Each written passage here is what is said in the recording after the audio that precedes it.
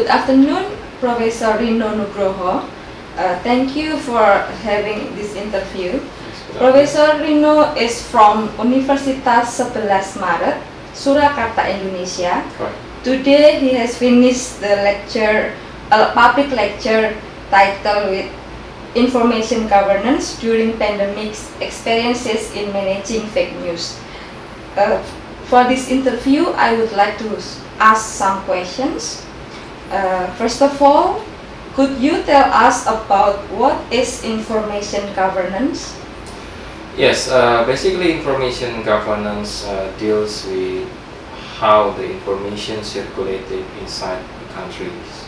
So it might conducted by government or private sector or citizens or academics or mass media.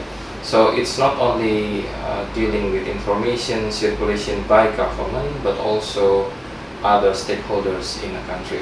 So that's the concepts of it. Do government play a significant role in managing information within the society? Of course, yes. As far as we know now, plenty of information is produced by governments, and of course they play a significant role in managing the information in any kind of situations. Could you give us an example? For example, in times of pandemics right now, like COVID-19, governments produce many kind of informations, and also in other occasions like during in an earthquake situation or other flood situation, or even government issuing a policy. So they always give an information to the public so that the public have a clear understanding of how the government policy towards some issues. So yes, governments plays a significant role in managing information within society. Related to the information governance in the time of pandemic, could you share us the major differences between Taiwan and Indonesia in handling fake news? Yes, in handling, so we have to define the fake news first. The fake news itself can be concluded into what we know as disinformation. So, and on other side there's a misinformation. So disinformation is an information that intentionally produced by someone for a certain purposes. But misinformation is an information that is not intentionally produced.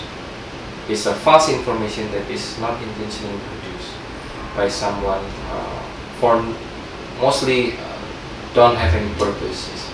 So in this term, fake news can be concluded into disinformation, something that is intentionally produced for some purposes.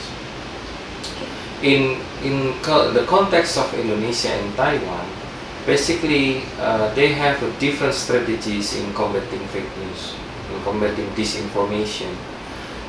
In Indonesia, they have a special agency, special body that tackle and control all of the fake news and try to clarify that is mainly and usually done by the governments. Whereas in Taiwan, they rely heavily on the third parties other than the government. That is the non-government organization, usually known as fact checkers, and they have the Taiwan fact checkers that is heavily used in this country to differentiate between which one is the fake news or disinformation, which one is true. So that is the basic differences between these two countries. So in general, information governance is vital in our modern society. Do you think that the greater role of governments will limit some freedoms in the society? Yes, in this case we have to differentiate the terms of governance and government.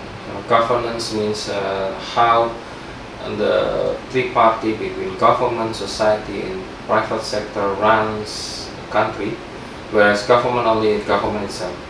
So in this case, the information governance is more important because, as we know now, we arrive in a post-truth era where everyone can create a truth, everyone can share their own truth, and everyone cannot differentiate which one is truth and which one is not true.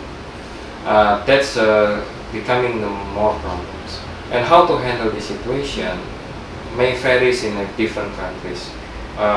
Maybe they have a different political context, they have a different social context, where in most democratic countries, this kind of handling the post-truth, this kind of handling the disinformation is not, yet ideally, is not really heavily linked with government, but also other actors in the countries, such as the citizen or the private sector or the academics or others.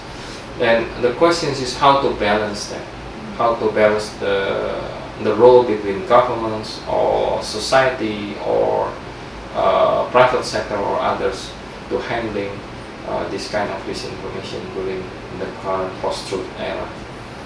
Thank you, Professor. The last question is related to Institute of Political Science, National Sun Yat-sen University. So, do you have any thoughts or suggestions for faculty and students in IPS? Yes, in general, this faculty has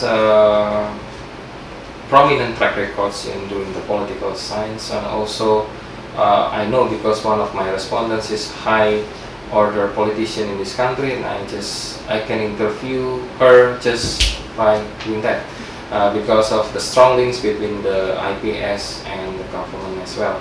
It does mean something that this school have a strong track record in political science. So in that sense, it's a very good and very strong position.